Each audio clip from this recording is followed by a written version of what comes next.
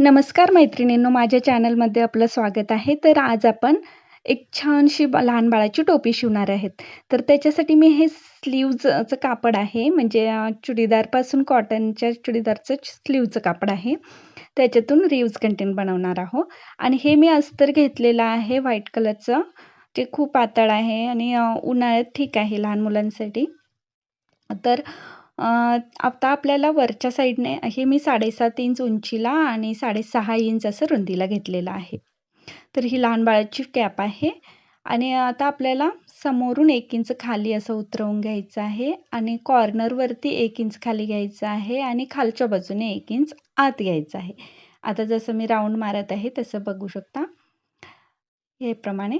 आणि वरून इथून वरती 2 इंचापर्यंत असा क्रॉस घ्यायचा आहे. हे पहा. अशा प्रकारे मी पहिल्यांदा शिलाईच मारून दाखवते डायरेक्ट. नवीन शिकणारे पण सहज शिवू शकतील अशा प्रकारची ही टोपी आहे. तुम्ही एकदा नक्की ट्राय करून बघा आणि खूप सोपी आहे.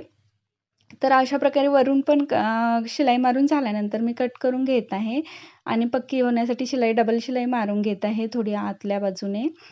आणि आता आपल्याला हे अस्तरची कॅप तयार झालेली आहे. हे पहा, बघू शकता. आता सेम माप आपल्याला घ्यायचं आहे आणि स्लीव्जवर ठेवायचं आहे मेन फॅब्रिकवर. तर याची जी लेसची बाजू आहे ती मी डिझाईनसाठी म्हणून समोर ठेवलेली आहे, जी ऑलरेडीच आपल्याला भेटत आहे. आणि त्याच मापानुसार अस्तरच्या मी हे कापडवर मेन फॅब्रिक देखील कट करून घेतलेलं आहे. आता मेन फॅब्रिक हे उलट साईडने आपल्याला ठेवून घ्यायचं आहे अशा प्रकारे आणि त्याला जशी आपण अस्तरला शिलाई मारून घेतली त्याप्रमाणे राऊंड अशी शिलाई मारून घ्यायची आहे. अगदी व्यवस्थित राऊंड शिलाई मारून झाल्यानंतर हे पहा,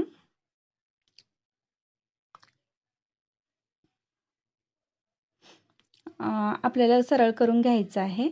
आता हे सरळ करून झाल्यानंतर जे आपण अस्तर शिवून घेतलेलं आहे ते जसं पकडलेलं आहे ना तसंच आत घालायचं आहे, म्हणजे शिलाई आपल्याला दिसणार नाही, शिलाई लपली जाईल. हे पहा, आणि सरळ बाजूची शिलाई आपल्याला दिसून येईल आणि बाळाला देखील त्रास होणार नाही. अशा प्रकारे आत घालून आपण आता साईडने फिनिशिंग शिलाई मारून घेणार आहोत. साईडनं आपण गोट देखील लावू शकतो, पण ह्याला लेस ऑलरेडी तयार असल्यामुळे ती लूक खूप सुंदर येत आहे, म्हणून मी अशी परतवून अस्तरला शिलाई मारून घेत आहे त्याच्यावरतीच. गोट बनवण्याचा व्हिडिओ देखील मी कधीतरी टाकेन, पण हे आता सध्या मी ऑलरेडी लेसची शिलाई मस्त अशी कुंची तयार होते म्हणून मी बनवत आहे. हे पहा, अशा प्रकारे मी ही शिलाई मारून घेतल्यानंतर हे पहा आतून देखील पूर्णपणे फिनिशिंग तयार झालेलं आहे. आता हे फुल फिनिशिंग झाल्यानंतर खालच्या बाजूला आपल्याला गोट करून घ्यायचं आहे. त्याच्यासाठी हे दोन्ही अंतर समान पाहिजे, अस्तर आणि मेन फॅब्रिक, म्हणून मी ते कट करून समान करून घेतलेलं आहे.